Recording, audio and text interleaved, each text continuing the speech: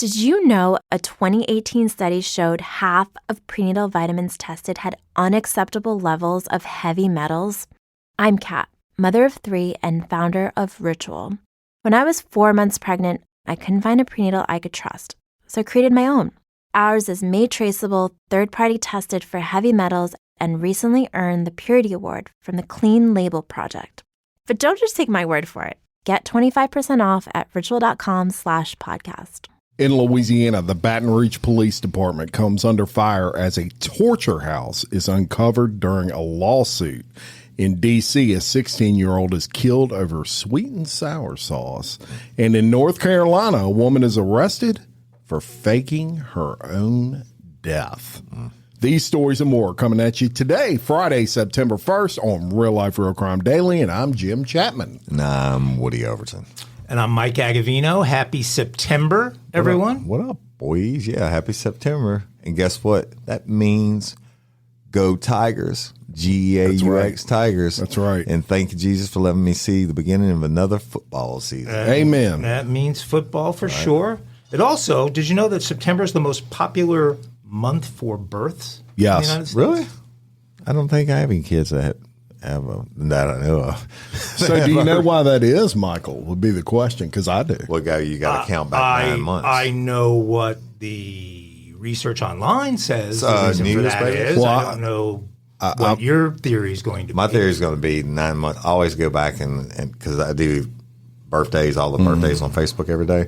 So I go count back 9 months and try to see what happened 9 months. It's called Christmas sex, Michael. Or New Year's January. Eve. Or New January Year's sex. New Year's Eve sex. It could be New Year's Eve sex. But a lot of times it's, you got me that new car for Christmas. You owe me some nookie. So I think I'm going to go on there's something to that theory for sure. It's because your kids are born in September? I'm born in September. None of my kids are born in By the way, we want to give a huge shout out to Miss Jerry when we're talking about. We just want to say how much we love Miss It Jerry. has nothing to do with you, Miss Jerry. That's right. You've blown it already. I had a long discussion about the meaning you finally of got your ass 100% chewed mental. for something you said? Yeah. Well, no, here's what I got my ass chewed for. 3 dogs now go out at 5 in the morning, 5:30 in the morning this morning. And it's hard in the dark to keep a good track of exactly where they're going. And So you stepped in it. no, one of them walked in having stepped in Somebody else. a bunch of it, and I didn't notice it. And after I feed them, I put them back in bed. Oh, my God. But again, So- sex is going to be 100% mental for a while. 100% mental I am, the next year, Michael. Well, the good news is it's a new month. That's right. So That's right. so the August quota was met. Real quick, thoughts and prayers for all the people in Florida and Georgia and everybody affected by the hurricane. I think Jesus. I know it's bad, but you dodged a bullet. It's Category 4. That 15-mile-an-hour difference in wind when the storm comes ashore. And remember, I worked every named storm for over 20 years. That's the difference between your house being blown down and not. But not making it light. And we know people lost their lives. People are still without power. It sucks. I'm thankful for y'all, and we're praying for y'all, and stay safe. Yeah, I mean, it's no solace to those who are in the track, but the area it made landfall is one of the more sparsely populated areas of Florida. So you're not going to have the kind of damage in terms of the billions of dollars that you had in Fort Myers when what was that one? Ira? I forget the name of that. That was just a year ago when Ida? Ida, was it Ida? Well, Ida hit here. Ida hit here. No, it was something else. I thought Ira. The one that came Last year. by Orlando. Yeah. I know. I remember that because we were at Mitch's camp. But they're saying 300,000 people without power right now across Florida, Georgia, and South Carolina. The one good thing, we don't do politics, but the governor of Florida, said, "Hey, Ron DeSanctimonious. We won't put up with any looting here, y'all. We understand that, and it's a real deal. But if you loot after a hurricane, you're an asshole." And what the governor said was, "You might be breaking into a Second Amendment home." And we used to have the signs down here that say, "You loot, we shoot." That's right. And if you steal a generator because you didn't get prepared, or you're a crackhead, and some family is running their generator in the middle of the night underneath the AC, and you steal it, you're an asshole. Don't do it, people. Leave it alone. Those people are suffering enough. No. I've got one quick retraction and a Mike. Not retraction. It's a correction update in a Mike story from yesterday that comes to us from Chicago. When we told the story about the shots being fired inside of Comiskey Park, we didn't know were the shots coming from outside, were the shots coming from inside the park. Well, it turned out that live on the air yesterday on ESPN 1000, and she also posted this to her Twitter account, Peggy Kaczynski, a reporter at ESPN 1000, learned that the person who had the gun was actually in the stadium. She snuck the gun in past the metal detectors by hiding it in the folds of her belly fat. I didn't know that was a thing that was possible. When it went off, it was inadvertent. Bullshit. I'm sorry. When it went off, it was inadvertent. Total bullshit. Which of my sources are you taking your shots at here? Because it's now been confirmed by many. That's because that lady said that happened. I mean, there's only one person that could say that happened, right, and that's the lady, and she's lying. Right. She shot her friend. It's okay, but she still shot her friend by accident, evidently. But it didn't happen because it was hidden in a fat roll. Well, only people kill people. People shoot people. Fat rolls don't shoot people. It was hidden there, but maybe yes, the shot might have been fired by an extra large plate of nachos. I don't know, but something happened, and that's why she refused medical treatment. Yeah, because she didn't want to get found out, but she got found out. That's the 26-year-old. Both of these women are teachers in Chicago public schools. That's not a good look, ladies. I told Miss Jerry that I was going to get you up there and get you acquainted with firearms to my place, and I will, and then you'll understand. People, remember what happened to Cheney when he went hunting with Bush? Yeah, he got shot in the face. Yeah, didn't he get shot in the ass too? Well, they were dove hunting in South Texas, and in dove fields you're only 15, 20 yards apart, and you got to watch your line of fire. And I understand that they were having beers. You're going to pull a chain. They were having beers. You're going to have me come in here with buckshot in my ass. No. Hey, I take firearms more serious than anything in the world. Jim's laughing because Jim's like, hey man, if I get a shot and I have an excuse, you may get shot by me, but it won't. But when I'm training. Oh my! I'm gonna take you out, Miss Jerry. You heard it. You heard it. How much insurance we have on him? The September 1st episode of Real Life, Real Crime is where the criminals laid out their plan clearly. That hasn't worked for some of these other people who have written in books things and stuff like that, guys. So you might not want to shoot me in the ass that day. Anyway, I don't know that anything is really going to come of this, but that is how the gun got me. So that was more of an update. So that would be one of your stories. That's That's right. That's how that works. We're all right, 10 let's minutes roll in now. with some crime time, y'all. All right, and we're gonna look right now in Baton Rouge, Louisiana. If you're listening in our general area, this is a big deal and making a ton of news. A Baton Rouge police officer with a history of abuse complaints resigned Tuesday after 2 more lawsuits were filed accusing him of excessive force, including one that spurred Mayor-President Sharon Weston Broome to order the department to stop using interrogation site while it investigates the newest allegations. Before Tuesday, Troy Lawrence Jr., the son of a BRPD captain, had already been reprimanded and suspended several times with the subject of 2 lawsuits and was on administrative leave due to complaints from supervisors. But then 2 new groups of plaintiffs accused him of battering 4 different people in 90 seconds and beating someone in his custody at what attorneys described as a torture warehouse. Lawrence was placed on paid leave earlier this month, and supervisors sent Police Chief Murphy Paul a letter saying they didn't want him in the unit anymore and that he was not responding to training. Now, that's his own guys. Right. Paul also said he was in termination process prior to Lawrence's resignation.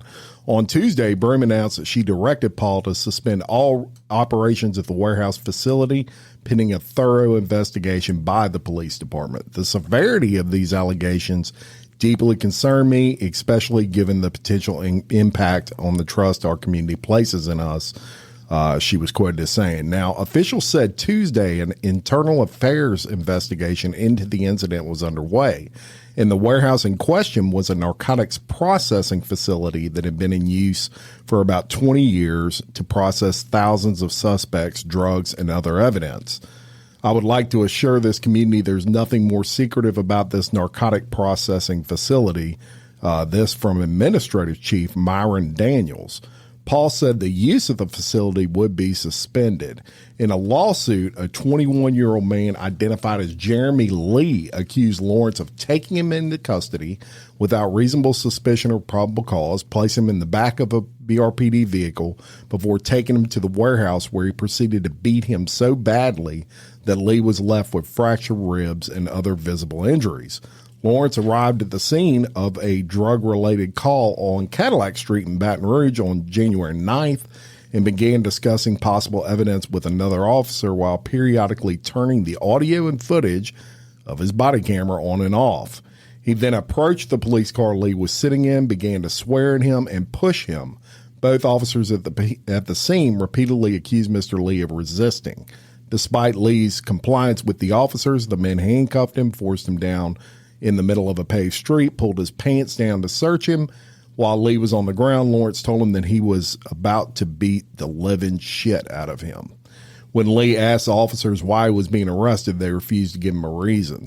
After going back and forth with onlookers for several minutes, Lawrence sensed a sudden change in mood from the crowd, decided to put Lee in a vehicle and transport him to not the police station, but to a torture warehouse known to the BRPD staff as a brave cave. Paul and his administration said at Tuesday's press conference they had never heard of a brave cave. However, that shows you what kind of leader he is. Yeah, and there's actually some footage back and forth of the officers talking to each other on their CBs. I'll explain it to you in a minute. And he actually says, "Where are you bringing him to the brave cave?" Right. So how the chief of police could know that is, that's bullshit. He was then taken to a separate warehouse room by Lawrence, Wallace, and a third officer where they began to repeatedly kick and punch Lee as he screamed for help.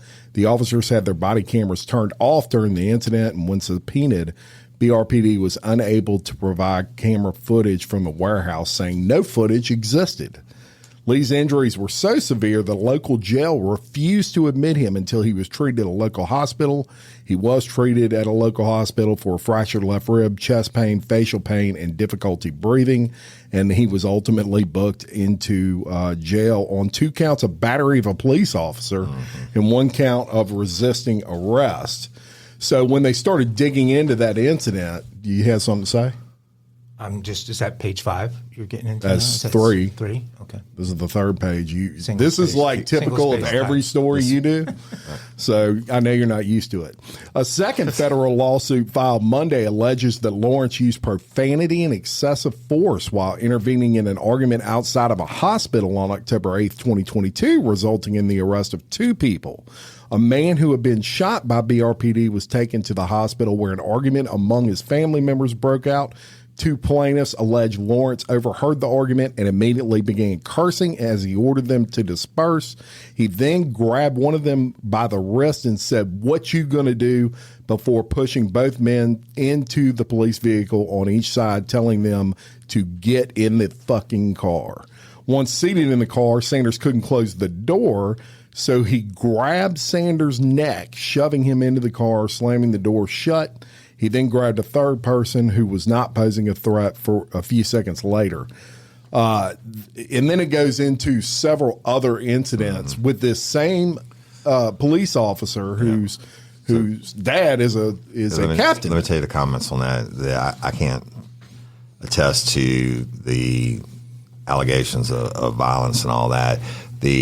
But Brave Caves and pretty much every department has a secret spot where they would take narcotics people to be processed, and there's a reason for that.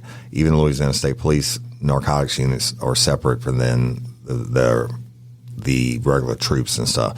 And I'm going to tell you, because a lot of times when you make these narcotics arrests, you want to bring them to a secret place where other people can't see them and try to get them to flip. So that, and if they flip and they give up evidence, and you write your search warrant there and you go get it signed by a judge and you can release them back out, that hopefully nobody's knowing they're a snitch, right, or a rat. But you use an off-site location which is owned by the police department, a kind of secret place to try and get that information out of, and then you can turn them into a working CI. You don't want people on the street, and they don't want people on the street to know if they comply. Now, them charging a guy with battery on a police officer and all that after they kick the shit out of him, what are they going to do, right? The pen is mightier than the sword, but where back in my day we didn't have the cameras, where they effed up is turning off the cameras. All right, and look, they've got this particular officer. They've got cell phone video from just people. Yeah, I'm not saying he's not an asshole. And he's punching people in the stomach trying to get them in a police car in front of God and everybody. His own people that worked in his unit did not want him in there. You know, that's how bad he was. He's the kind of guy that gives everybody, every good cop a bad name. Right. So we'll keep you updated on this, because this is really big news, and especially in this area, which is a large portion of our audience. Yeah, so. Very interesting story. We'll keep y'all updated on that story. Crazy. Hey, ladies, are you feeling overwhelmed by hormonal changes? Well, you're definitely not alone. There are more than 1,000 hormone disruptors living in our environment right now. It's in your food, your water, the air you breathe, the clothes you wear, your skincare products. They all mess with your hormones. Then there's the natural hormone changes your body goes through: premenopause, menopause. And while it's a natural process, it doesn't mean you have to suffer through it.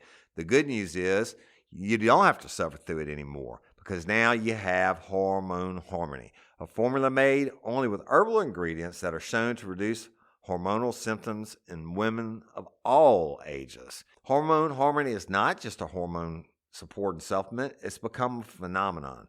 Women can't stop talking about it on social media. A bottle of Hormone Harmony is sold every 24 seconds. And the biggest benefit? Well, my wife says it makes her feel like her own self again. And that's what women mention over and over in the reviews. And there are over 30,000 reviews for Hormone Harmony. And for a limited time, you can get 15% off your entire first order at happymammoth.com. Just use code RLRC at checkout. That's happymammoth.com and use code RLRC for 15% off today. That's happymammoth.com and use code RLRC. Hey, y'all. Changing my wardrobe from summer to fall, it's never easy. Luckily, Quince offers timeless and high-quality items I adore, ensuring my wardrobe stays fresh and I don't blow my budget. And there's nothing easier than going to Quince and choosing these high-quality items, like cashmere sweaters from $50, pants for every occasion, washable silk tops, and so much more. The best part? All Quince items are priced 50 to 80% less than similar brands.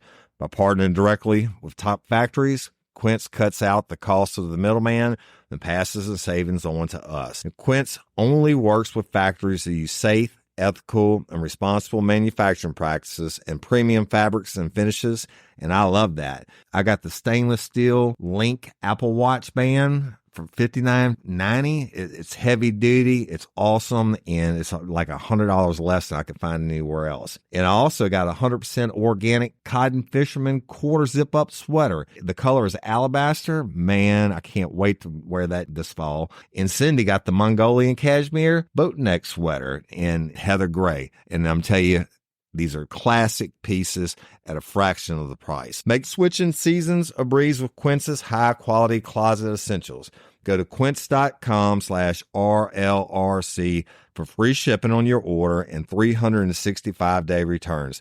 That's QUINCE.com/RLRC to get free shipping and 365-day returns. Quince.com/RLRC. You'll thank me later. All right, let me take you to North Carolina. Now, you don't really hear about these types of stories that often, but a North Carolina woman who was reported as missing now faces multiple charges after she allegedly orchestrated a false report about her own murder. Maggie Sweeney, what's the guy from? Oh, that was South Carolina. Maggie Sweeney was arrested on August 21st, 2023. A 37-year-old was charged with causing a false report to a police station, false report of death or serious injury by telephonic communication, and obstructing law enforcement officers. Sweeney was reported missing on August 18th, but was found safe the following day after a search. Police said the information they got initially led them to believe she was endangered or dead. Sweeney sent anonymous messages to the Department of Social Services and one of her friends reporting her alleged murder, setting alarms for the city of Franklin, North Carolina, and those close to her. She used an app to conceal her identity as she sent text messages to authorities and her friend claiming that she was either in danger of being killed or beaten to death with a tire iron.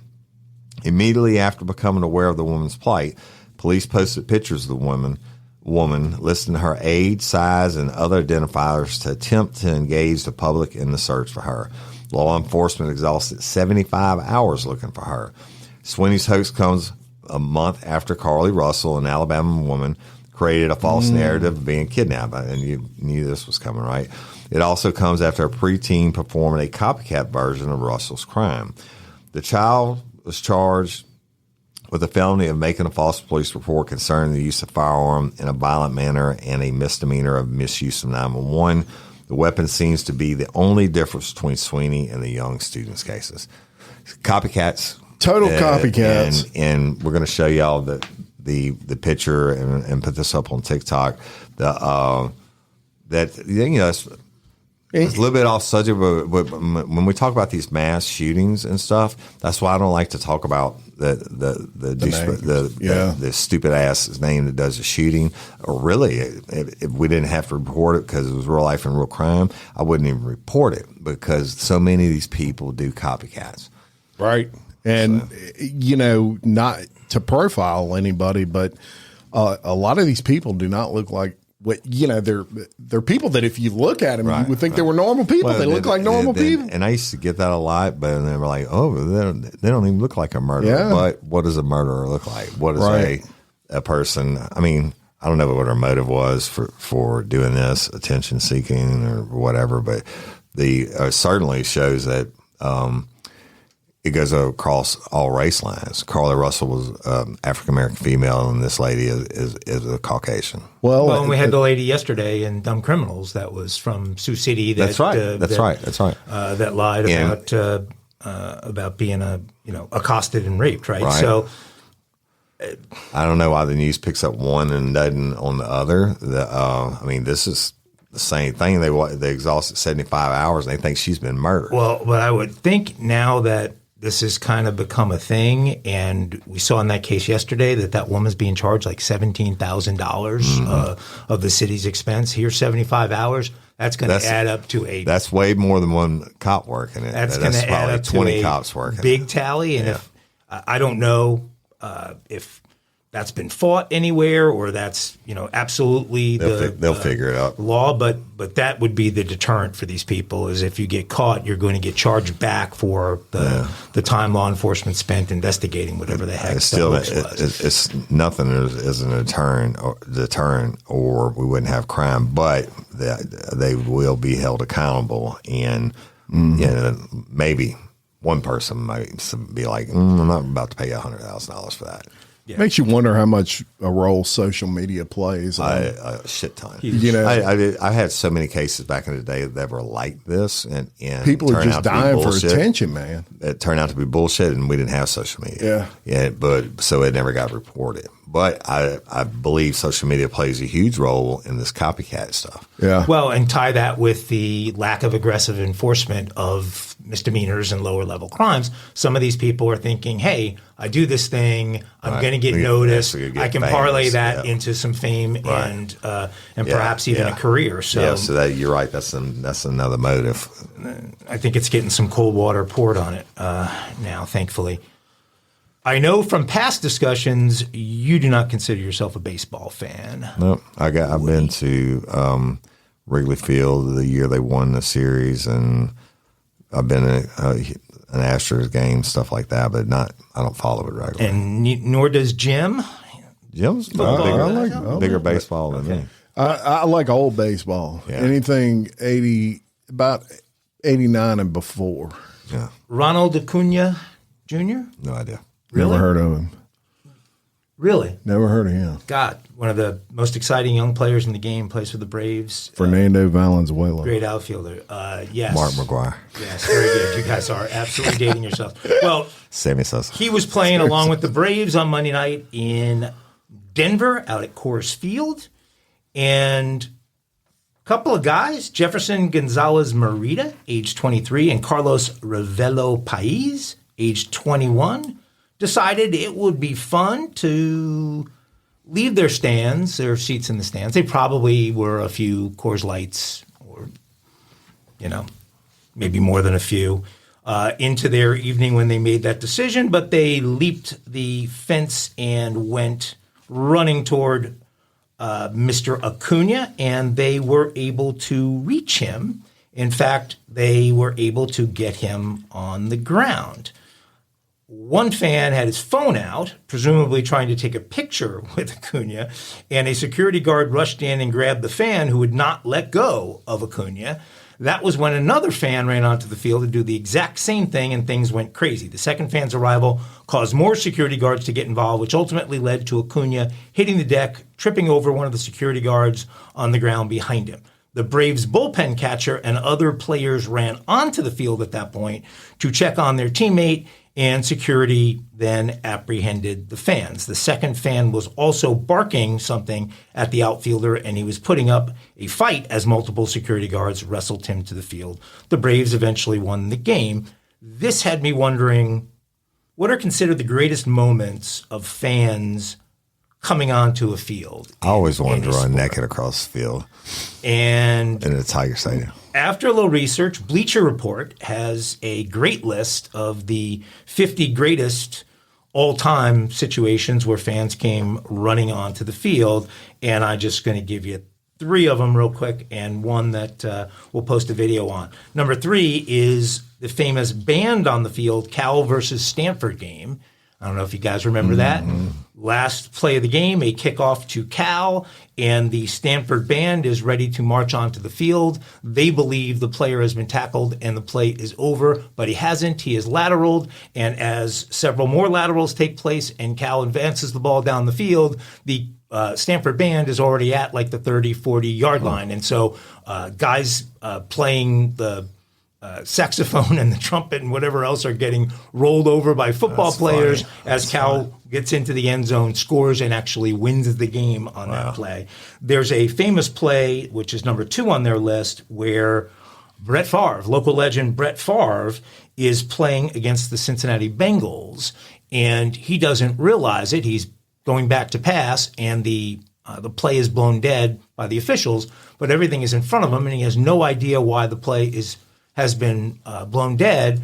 And in that moment, a fan runs up from behind him. So they were charging from the other side, grabs the ball from Favre. So he steals the ball from Favre and runs in the other direction. You're going directly to jail. And gets tackled pretty violently in that one. But the greatest one of all time, and was there ever any doubt where this would happen? It could only have happened in Philadelphia, where we have the greatest sports fans in the world. Not. This was a Philadelphia Flyers game where a Toronto Maple Leafs player by the name of Ty Domi was a great player in the NHL for years. Of course, you guys don't know who Ty Domi is. A little too hot down here for hockey. Yeah. Domi was sitting in the penalty box, and he was getting the business from all of the Philadelphia Flyers fans all around him while he was in the penalty box, or screaming, cursing at him, and doing all that kind of stuff that Philly fans love to do. Domi decided that he would take his water bottle and take some shots at some of these fans that were doing it. One particularly obnoxious fan, a guy by the name of Chris Falcone, charged so fast and hard at the glass to the penalty box that he fell into the penalty box, where Ty Domi abruptly grabbed him and beat the living shit out of him. Right. And so you have a Philadelphia fan breaking into the penalty box and then Domi pounding on him for a little justice against Philadelphia sports fans. So those would be the top three. I got two real quick ones. The Bluegrass Miracle, LSU, Kentucky in the mid-'90s. Last play of the game, LSU, the Kentucky thought they had won. And time's running out and everything, and all the fans rushed the field, and LSU threw the deep ball for the touchdown and won. So the fans were on the field. And then I'll take you back to 1987, Central Private versus whoever it was. It was a high school football game, and the guy on the opposite team from Central Private breaks one and is running like 80 yards. Touchdown down the sideline, and a guy named Jimmy Borski, who's a good friend of mine, a local legend. You hear the announcer calling it. Jimmy Borski sticks out his foot from the sideline and trips him. And they said, Borski from the sideline. It's actually on YouTube. Borski from the sideline. I didn't see that one on the list. I did see the LSU one. By the way, yesterday also saw these new jerseys that LSU is breaking out. I hadn't seen them. Oh man, they are the baddest. I mean, they are. I can't wait to watch the hype video they do every year. Let's get back to the crime. All right. So, go Tigers. Look, we bring you all kinds of crime here on Real Life Real Crime Daily, and an Indiana man was arrested Wednesday night for driving a Power Wheels Jeep while under the influence of narcotics. There you go. Imagine that. That's right. An Indiana State police trooper was patrolling in a southwestern Indiana town near the Illinois border around 9 p.m. when they saw someone driving a battery-operated Power Wheels Jeep with no lights or reflectors. The report... The original electric vehicle. That's not Pinellas County? The original electric vehicle. Yeah. The report added that the toy car, which has a top speed of 5 miles per hour, was difficult to see. The trooper stopped the vehicle, after which the driver of the children's toy was identified as 51-year-old John McKee. It's not known how McKee became in possession of the small truck. Power Wheels Jeeps are recommended for ages 3 to 7 and have a 130-pound weight limit. Oh, my God. This, according to Mattel. So McKee showed signs of impairment, and he failed several sobriety tests. Later testing at the hospital, that revealed that he was under the influence of methamphetamine and marijuana. Imagine that. He probably thought he was going 50 in that thing. He thought his hair was on fire. Yeah. This is the best motherfucker in the world. God, no. This thing's souped up.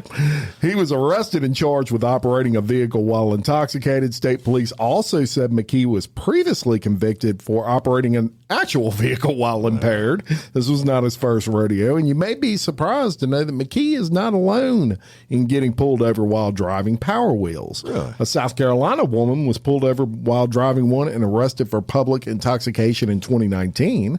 And a few years before that, a Texas State University student who had her license suspended after getting a DWI went viral for driving a pink Barbie Jeep around campus. That sounds like it needs some banjos. When you're under the influence, hey, look at that. Don't drive your Power Wheels, peeps. Sounds like right. Sounds like it needs some I wonder if they impounded the Power Wheels. I guess it would have had to. What do you tell the guy that says, "What are you in for?" Yeah, exactly. Driving a Power Wheel. Yeah. Power Wheel. He probably thought he was going 90. I mean, for hitting that glass. He'd never catch me. So sucking on that glass dick and driving a Power Wheel. Yeah. All right, y'all, let's take you. I love a little street justice, right? And the only thing I love more is prison justice. But let's come back to our great state of Louisiana. A Louisiana taxi driver turned the tables on an armed man who allegedly tried to rob him early Monday morning. The Jefferson Parish Sheriff's Office, y'all, that's everything that surrounds New Orleans all the way down to Grand Isle, said an unidentified taxi driver in Metairie was in his cab before 1 a.m. on Monday when a suspect armed with a handgun demanded money from the cabbie. The cab driver had his own firearm and shot the suspect multiple times. The suspect, later identified as 23-year-old Gerald Pope, was pronounced dead at the scene. Jefferson Parish Sheriff's Office said the cabbie is not facing charges and classified the fatal shooting as justifiable homicide. The driver was presented with a threat to his life. The spokesman added that Pope was likely the suspect behind 2 previous robberies of cab drivers the week before his death. Authorities said Pope matches the description of a man who robbed a cab driver the day before the shooting at about 3 p.m. and another cabbie the week prior. The 3 cab drivers targeted work for the ones that were robbed, y'all, worked for the same company. And neighboring New Orleans suffered a staggering increase in crimes last year, including 20% increase in armed robberies compared to 2019 and 156% increase in carjackings compared to 2019. Yeah. So fuck him. Hey, how many cabs do you actually think are still running? I see a lot in New Orleans. Yeah. I mean, surprising considering how much Uber, how many people Uber now. And let me ask you this. How much money do you think a fucking cab driver has? I mean, even cabs have where you swipe now, right? And so this guy was never even going to make it to Angola to be a fine trustee. He wasn't that intelligent. He would have been in the field the rest of his life anyway. I'm talking about the dead guy. Mm-hmm. But if you're going to rob somebody, aspire to rob somebody to get some more money. That's right. Yeah. He's lucky that wasn't Mr. T on DC Cab. Remember that? Oh, well. Okay. Here comes a long one. No, it's not. It's not particularly. Whatever you hear, breath. We don't have time for that. Something else sucked all the air out of the show. Oh, yeah. An actual interesting story. Not so much. But we're back in D.C., and we're back with people that are underage. A girl, 16, has been charged with second-degree murder in the stabbing death of another 16-year-old female outside of a McDonald's in what authorities said was a dispute over sweet and sour sauce. Police responded early Sunday morning to a report of a juvenile at a hospital who was being treated for stab wounds. The teen, later identified as Naima Lagan of Waldorf, Maryland, succumbed to her injuries, police said. According to police, the fatal stabbing occurred outside of a McDonald's in the 1900 block of 14th Street Northwest. Lagan was taken to the hospital in a privately owned vehicle. Metro Police also announced the arrest of a 16-year-old female, also from Waldorf. She was charged with second-degree murder while armed. Authorities said that a knife was found in the possession of the subject when she was arrested. D.C. Superior Court hearing on Monday, Detective Brendan Jasper testified that the fatal stabbing originated from a dispute over sweet and sour sauce among 3 girls outside of the restaurant. He added in his testimony that Lagan and another girl began assaulting the 16-year-old girl who, based on surveillance footage, didn't appear to be fighting back at first. As Lagan and the other girl were about to get into a vehicle, Jasper claimed the 16-year-old girl approached Lagan with a 7.5-inch pocket knife, stabbing her in the abdomen and chest. Prosecutors said that the 16-year-old suspect was located a block away, so she managed to walk a block in that condition. Lagan and the suspect were part of a group who drove to a party at 15th Street Northwest in D.C. from Oxon Hill, Maryland. Following the party, the teens went to McDonald's, according to the authorities. An attorney representing the suspect said that the client acted in self-defense, adding that the suspect had no prior criminal history. Superior Court Judge Sherry Beatty Arthur called the juvenile suspect to be held until a new hearing on Friday. The judge said at the end of the day, someone is dead over a dispute over sauce. Joy Lagan, the mother of Naima Lagone, called the incident senseless, telling WTOP radio, "I can't understand how any type of fight, whether it's over sweet and sour sauce or any other topic, could result in murder. She was beautiful, smart, she was funny, unique, she loved life, and now she's dead."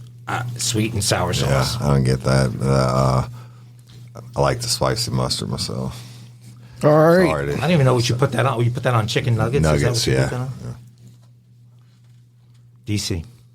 All right. A man is arrested months after finding a bag full of $5,000 in cash in a parking lot.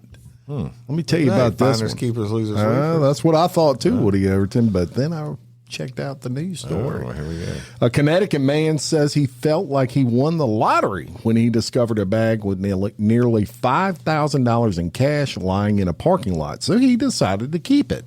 3 months later, he's been charged with larceny.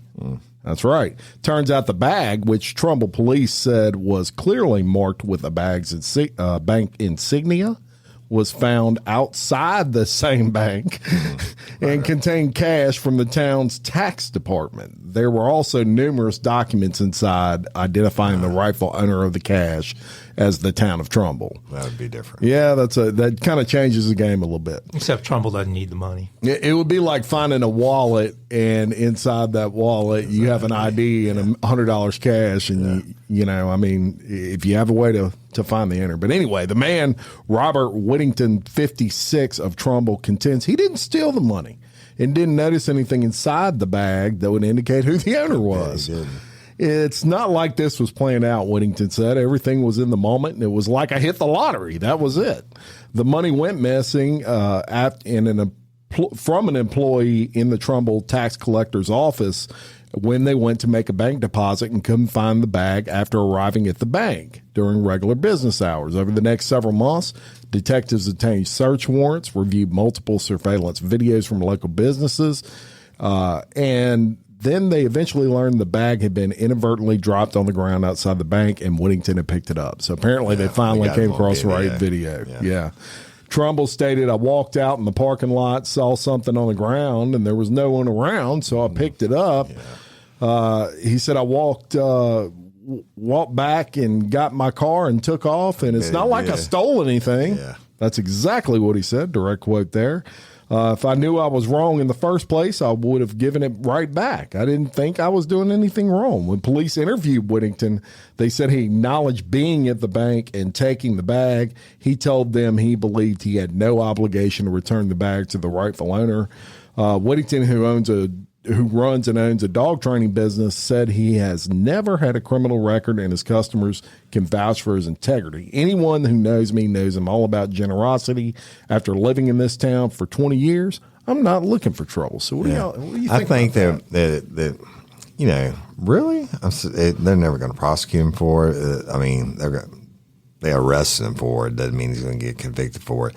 Even when you open it up and there's documents and whatever inside the bag, there's no law that says if you find something on the ground that you got to return it.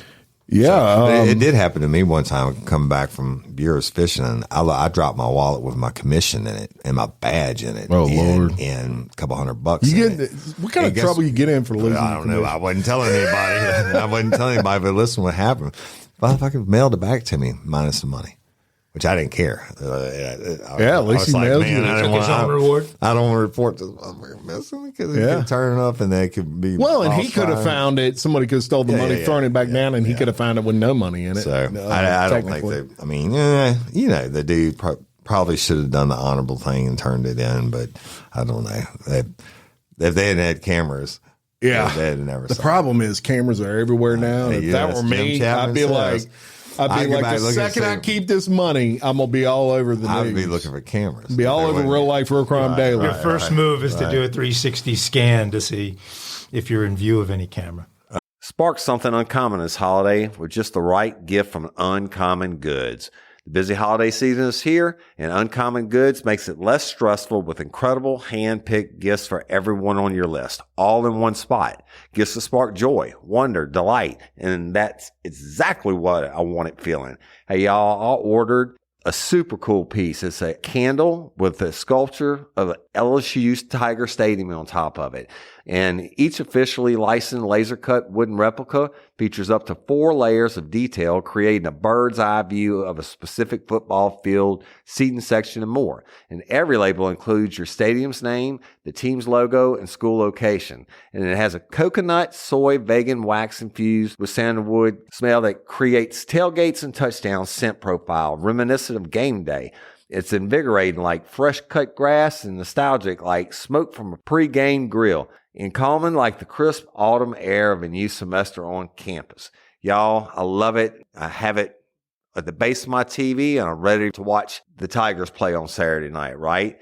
Uncommon Goods. Look, when you shop at Uncommon Goods, you're supporting artists and small independent businesses. And many of their handcrafted products are made in small batches. So shop now before they sell out this holiday season. Uncommon Goods looks for products that are high quality, unique, and often handmade or made in the U.S. They have the most meaningful, out of the ordinary gifts anywhere. They even have gifts you can personalize. From holiday hosts and hostess gifts to the coolest finds for kids, to hits for everyone from the book lovers to diehard sports fans. Uncommon Goods has something for everyone, not the same old selections you can just find anywhere. And with every purchase you make at Uncommon Goods, they give $1 to a nonprofit partner of your choice. They've donated more than $3 million to date. So to get 15% off your next gift, go to uncommongoods.com/RLRC. That's uncommongoods.com/RLRC for 15% off. Don't miss out on this limited time offer. Uncommon Goods, we're all out of the ordinary. Hey, y'all, let me tell you about Gobble. All Gobble meal kits are pre-prepped. That means less work for you and less waste in your kitchen. Their meal kits include everything you need so you can save time at the store or just skip that trip entirely. I got the box in and I had 3 different meals. I had a Kung Pao chicken, crispy fish tacos, and a beef bourguignon, however you say it. But let me tell you about the classic beef bourguignon. Look, it came with beef pot roast and a beef broth concentrate, red wine demi-glaze, cremini mushrooms, cipollone onions, mashed potatoes, baby carrots, and rosemary thyme butter. It was so easy to make. Literally like 15 minutes it took Cindy. And let me tell you something, and all the dishes were fire, but this thing was like a taste explosion in my mouth. It's just unreal. We've got to spend more time together and more time doing the things we love because everything came in this one single box right to my door. So see what a difference Gobble will make for your household. Right now, they're offering my listeners a fantastic limited time deal. You get $120 off across 4 boxes plus free shipping and free cookies. And let me tell you, those cookies, I ate one that was sin baked and it was delicious. Go to gobble.com/real life. That's GOBBLE.com/real life for $120 off your first 4 boxes. This offer is not available on the home site, so don't miss out. This is genius. It's taste explosions in your mouth like you never had. All right, y'all. So I'm going to take you to Iowa. You ever been to Iowa? I have. Yeah, pretty cool. Pretty cool people up there. So in Iowa, Willard Miller, 17, and another teen, Jeremy Goodale, 18, pleaded guilty back in April for the first-degree murder and the death of the Spanish teacher, Nohema Graver, 66, who was a mother of 3. On November 2nd, 2021, Miller met with Graver at Fairfield High School to discuss his grade, which he said was harming his overall GPA. Later that day, Graver drove her van to the nearby Chautauqua Park, where she went for daily afternoon walks. Prosecutors allege Miller and Goodale, who were both 16 at the time, stalked her and learned her daily routines and then ambushed her at the park. Less than an hour later, witnesses saw the van leaving the park with 2 males in the front seat. The following day, Graver's body was found in the park under a tarp, a wheelbarrow, and railroad ties. So they piled all that shit on top of her after they killed her. And when authorities said the teens had dragged her body and hidden it, right? Driver's van was abandoned on a desolate road the teens used to walk back to the town. She suffered inflicted trauma to her head, and Miller initially said he had nothing to do with his teacher's disappearance, saying later that he knew about it but did not participate. Goodale told authorities Miller first struck Grabber with the bat and that he was the lookout. Goodale said he struck her with the bat after the first hit failed to kill her. Miller was in the court this week for a sentencing hearing, and I find that your intent and actions were sinister and evil, District Court Judge Sean Sauer said while sentencing Miller. Those acts resulted in intentional loss of human life in a brutal fashion. There is no excuse. And both Miller and Goodale were charged first-degree murder and conspiracy to commit forcible felony, and the teens were set to be tried as adult. As part of the plea agreements, prosecutors recommended 30 years to life in prison with the possibility of parole for Miller. Goodale is scheduled to be sentenced later this year, and they recommend he get 25 years and he'll be eligible for parole afterwards. Judge Showers ultimately sentenced Miller to life in prison with the possibility of parole after 35 years. So wow. Can you imagine they killed their Spanish teacher over grades? Talk about the all-time weakest motive for a crime. That's just pitiful. Take away a mom of 3. It's becoming very common, too, with these teachers. But you think about anybody who is conscientious enough to be worrying about their grades and where their GPA is. Yeah. That's somebody who's thinking about going to college and thinking about doing something with their lives. For that same kind of person thinking about those kind of things, to think, well, I know if I get rid of her, just hit her in the head with a bat. But you know what? That's still not going to change your fucking grades. It's on computers. Back in my day, I could have at least went in and whited it out and changed the grade. He killed her for nothing. You know what he should have done is, this should be a shameless plug because it's a murder story, but he should have used Rosetta Stone code RLRC. That would have helped a lot.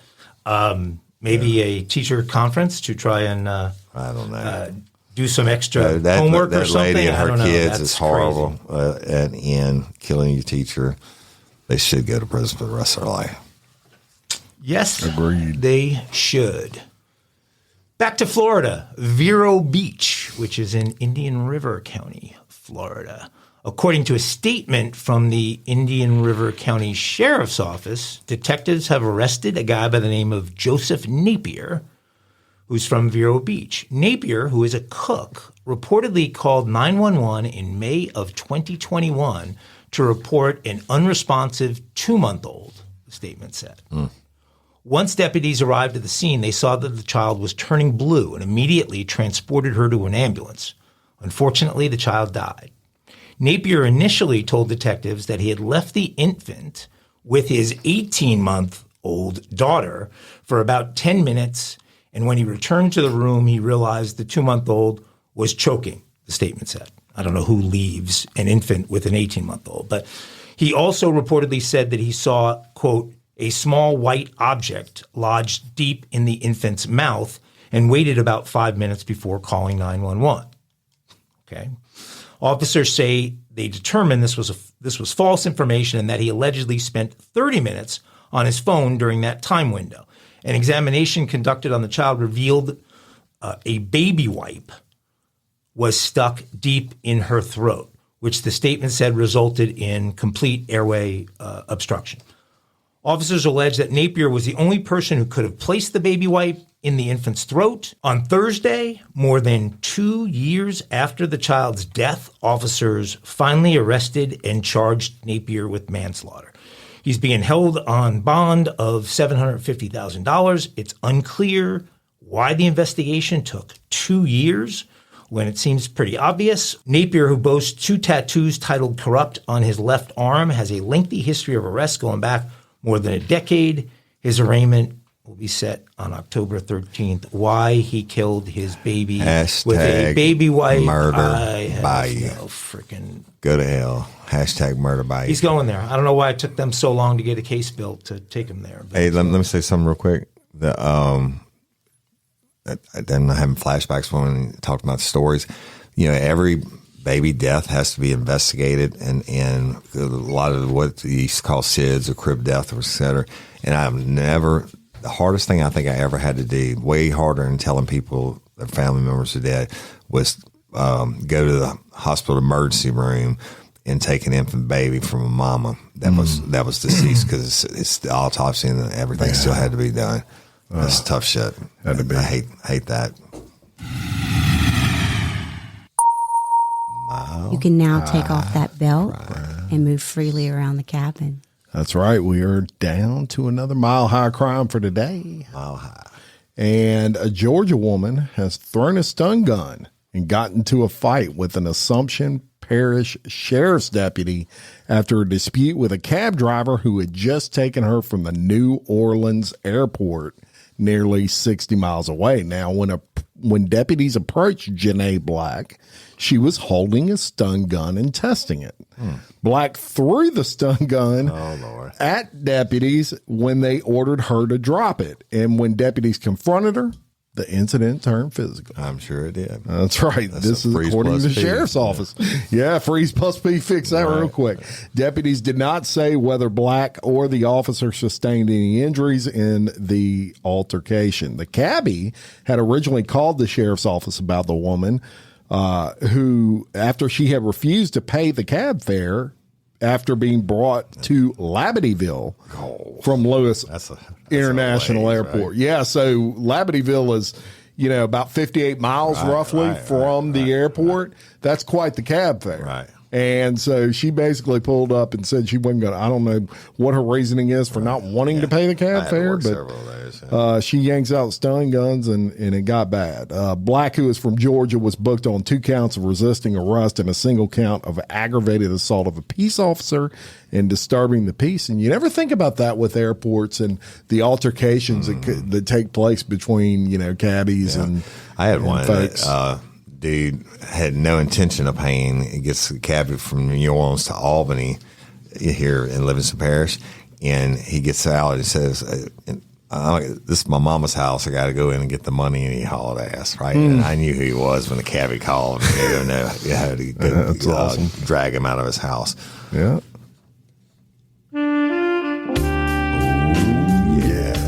It's another kinky crime. Crime time, y'all. Kinky crime time for Friday. Look, Friday, you got to have a kinky one. You got to have it. You got to have it. Gotta have it. All Something right, to get you through the weekend. I'll take you to Tennessee, where I used to live.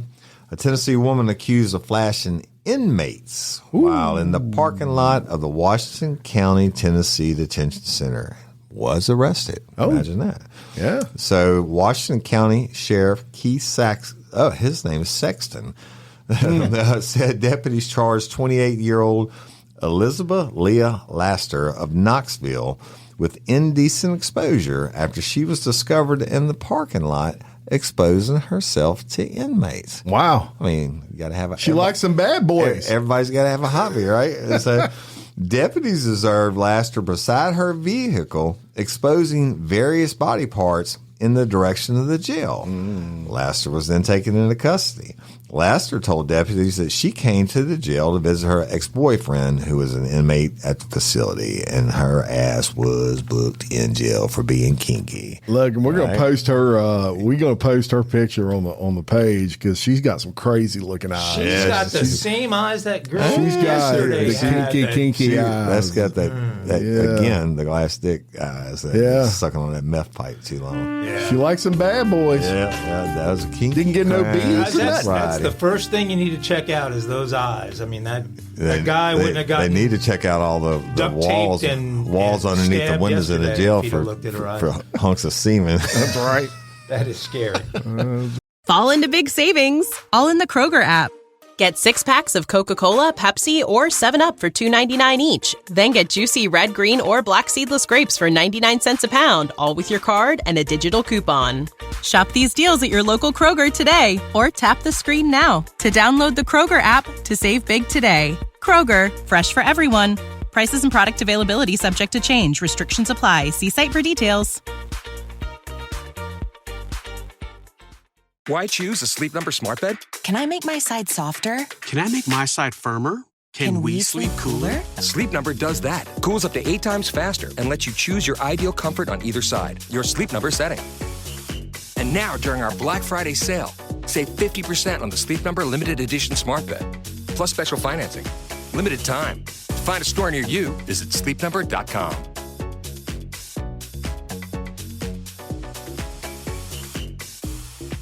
All right. There we go. Banjo time.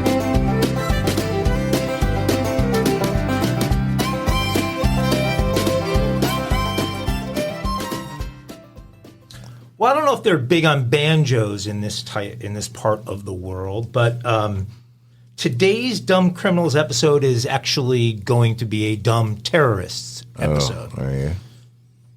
During the height of the war in Afghanistan, Mohammed Ashan, a mid to low-level Taliban commander, was wanted for organizing attacks on U.S. and Afghan troops in the east of the country. Ashan shocked everyone when he walked up one day in 2012 to a police checkpoint and pointed straight toward a wanted poster with his picture on it. The troops moved in quickly and arrested Ashan. Hours later, from his holding cell, he asked to speak to a commanding officer. When the ranking officer appeared at his cell, he asked for the $100 finder's fee for his capture. That's pretty awesome. Yeah, that's pretty good. The authorities were at a loss to explain his actions, although one U.S. official reportedly told journalists, quote, "This man is an imbecile." I would agree. Banjos. He has to be, if we had a dumb criminal list, that has to be one of the dumbest. Well, Arrest me. Now give me the reward. I'm telling you, that's crazy. All right, we're gonna bring. Look, I don't have a tone for this yet, but we're gonna bring you another episode of Supercops. Supercops. And we're gonna tell you about a rookie Marietta police officer by the name of Austin Martin. And this is Marietta, Georgia, y'all. Right. A Marietta police officer who has been on the force less than a year saved a woman's life who was contemplating suicide. The woman climbed over the fence of a high overpass on Interstate 75, and Marietta police officer Austin Martin was one of the first on the scene. He calmly approached her. He said, "I'm Austin. Talk to me. What's going on?" You can hear this on the body camera video. He makes a connection with her, and soon she will only talk to him. She doesn't want anybody else around. Yeah. Suddenly, he's faced with this life or death situation that he has to resolve. While fellow officer Joe Sivley was on the radio coordinating the shutdown of the interstate and getting extra crews in place, Officer Martin talks to the woman for almost an hour. Wow. As the woman is holding on to the chain link fence, Officer Martin laces his fingers over hers and holds on just as she passes out. And you can actually see that on the body camera video. Other officers rush in and grab onto pieces of her clothing. They hold on tight. They keep her from falling on the interstate below. No one breathes as Cobb's County Fire ladder truck moves into position and the woman is safely lowered to the ground. Officer Martin has been on the police department in Marietta for less than a year, but knew exactly what to do in this situation during this crisis to save this woman. You can't teach that. That's Way right. to go, Officer Martin. I wasn't done. I know. What an amazing thing it is to be able to say, as part of your job, you were put in a place that you were able to be there for another human being and help this from the officer. And we salute you, rookie Marietta police officer Austin Moore. My prediction is not pain for him. My prediction for him, That's right. He'll be making the detective soon and everything else. Great Shout cops out to like you, that all over the Supercop. world. That's Super right. cops, as More we call cop them. good than bad. That's Super right. cops. And we're always going to end it with That's on a it. good note like That's that. love. That's love. Anything else? Any final notes? Thoughts? Everybody enjoy college football this weekend. Prayers for Yes. people that are recovering from the storm. Yes. And I'm going to bless you boys with some Cajun caviar. And you don't know what it is, so don't ask. I mean, you can have it for Monday or Tuesday. And just to let everybody know, we will have an episode dropping on Monday, That's even right. though it's Labor Day. Hey, That's right. no rest for the weary. That's over right. Here in Real Life, Real Crime Daily land. Hard work pays off. That's right. Do a job big or small, do it right or not at all. I love it. Live free or die. Live free or die. Ago, you got anything? No. All right. All right. rrescue.org. If you want to get in the fight to help end human trafficking worldwide, check them out. And until next time, I'm Jim Chapman. And I'm Woody Overton. And I'm Mike Agovino. Your host of Real Life, Real Crime Daily. Peace. Monica Lara. Did you know a 2018 study showed half of prenatal vitamins tested had unacceptable levels of heavy metals? I'm Kat, mother of 3 and founder of Ritual. When I was 4 months pregnant, I couldn't find a prenatal I could trust, so I created my own. Ours is made traceable, third-party tested for heavy metals, and recently earned the Purity Award from the Clean Label Project. But don't just take my word for it. Get 25% off at ritual.com/podcast.